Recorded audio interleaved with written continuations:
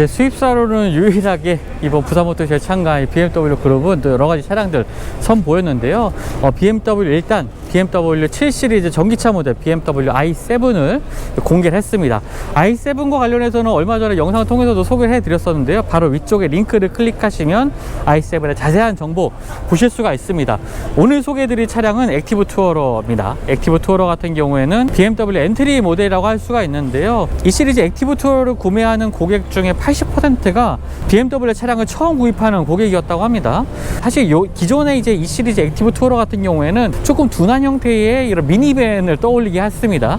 그만큼 뭐 실내 공간의 거주성이라든지 차량의 활용성은 좋긴 하지만 디자인에 있어서는 조금 아쉬운 점들이 많았는데, 이번에 새롭게 출시되는 이 시리즈 액티브 투어러 같은 경우에는 디자인을 크게 변경을 했습니다. 일단 전면부 디자인 같은 경우에 헤드램프의 디자인도 흡사 그 i4의 헤드램프 디자인을 떠오르게 하는 이 주간 주행등 구성이라든지 헤드램프 구성 보여주고 있고요. 그리고 라디에이터 그릴 같은 경우에도 굉장히 크기를 많이 키웠습니다. 그래서 전면부에서 봤을 때 이 라디에이터 그릴이 차지하는 면적이 상당하죠. 그리고 액티브 플립이 이렇게 안쪽에 적용된 것도 볼 수가 있고요. 타이어 같은 경우에는 17인치 타이어입니다. 옵션에 따라서 더 큰 타이어도 탑재를 할 수가 있고요. 또 차량에 역시나 이 상당히 좀 전고를 높여서 실내 거주성을 조금 더 좋게 한 차량인 만큼 작은 크기긴 하지만 넉넉한 전고를 통해서 2열의 거주 공간도 충분히 확보하고 있다. 그리고 차량의 뒤쪽 같은 경우에 이 리어 램프 같은 경우에도 상당히 좀 슬림한 형태로 변경이 된 점도 특징이 될 것 같고요. 범퍼 디자인도 좀 더 깔끔하게 변경이 됐습니다. 자, 실내 구성 보기 전에 도어 핸들도 이렇게 매립 형태로 바뀐 점도 특징이 되는 것 같고요. 자, 문을 열어보면은 도어 쪽에 뭐 소재라든지 마감, 뭐 스티치가 더해진 부분 상당히 좀 깔끔하고 고급스럽게 되어 있습니다. 엔트리 트림의 차량이긴 하지만 실내 고급감도 괜찮은 편이고요. 특히나 실내 구성 같은 경우에 흡사 이제 i4를 떠올리게 하는 이러한 실내 구성도 중요한 특징이 되는 것 같습니다. 연결된 형태의 이렇게 디스플레이를 갖춰진 것도 특징이 되겠고요.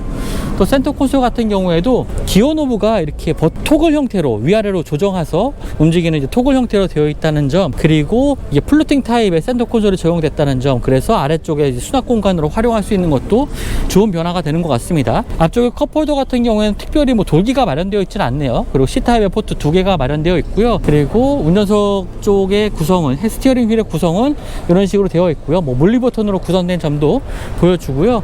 시트 구성 같은 경우에는 뭐 어깨부터 이 허리 부분까지 지지해 줄 수 있는 시트가 마련되어 있습니다. 센서텍 시트가 적용이 되는데요. 몸을 완전히 꽉 잡아주는 스포티한 타입이기보다는 조금 더 편안함에 중점을 맞춘 구성인 것 같습니다. 2열 공간 같은 경우에 이제 슬라이딩 시트가 적용되어 있습니다. 2열 시트를 앞뒤로 옮길 수 있고요. 또 시트 리클라이닝 기능도 적용되기 때문에 지금 보시면 뒤쪽 시트가 조금 더 누워있는 거 볼 수가 있는데요. 이런 식으로 각도를 조절해서 편안한 시트 포지션을 맞출 수가 있습니다. 또 앞쪽에 송풍구 같은 경우에도 USB-C 타입의 포트 2개가 마련되어 있고, 아래쪽에 뭐 작은 수납 공간 이런 것도 볼 수가 있겠고요.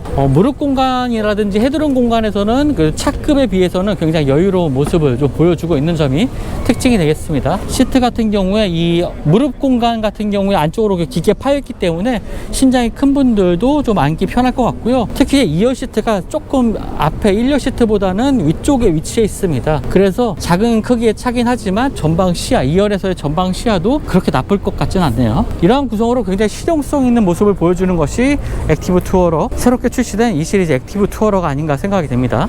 자, 적재 공간도 굉장히 넉넉한 편이죠. 특히나 이제 전고가 있다 보니까 위쪽에 짐을 쌓을 수 있는 공간도 많이 있고 좌우의 폭도 넉넉합니다. 그리고 앞쪽 트렁크의 높이도 낮아서 이제 무거운 짐을 실는데 전혀 불편함은 없을 것 같고요. 그리고 플로어 아래쪽으로 수납 공간이 마련된 것도 볼 수가 있습니다. 시트 같은 경우에는 4대 2대4로 폴딩되는 방식이고요.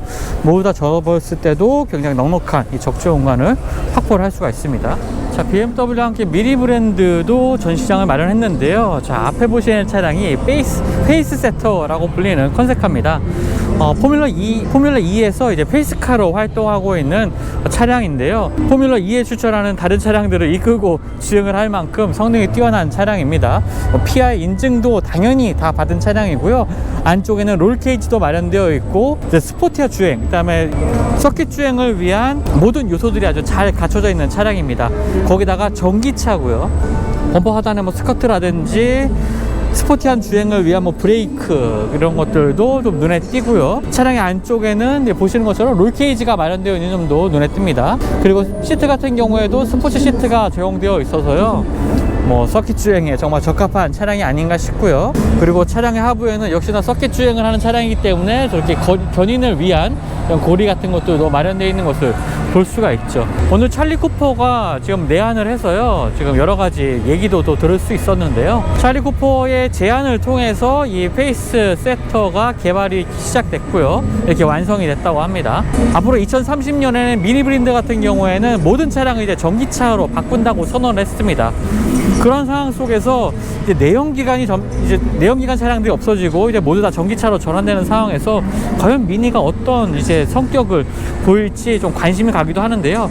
최근에 미니 쿠퍼 전기차가 국내에도 출시가 돼서 시승을 하면서 말씀드리기도 했지만, 주행거리에 있어서 조금 아쉬운 부분은 있습니다. 하지만 동력 성능, 주행 성능에 있어서는 전혀 아쉬움이 없었고, 오히려 그 기존의 내연기관에서 느낄 수 있었던 미니만의 독특한 주행 감각, 경쾌한 주행 감각을 느낄 수가 있었거든요.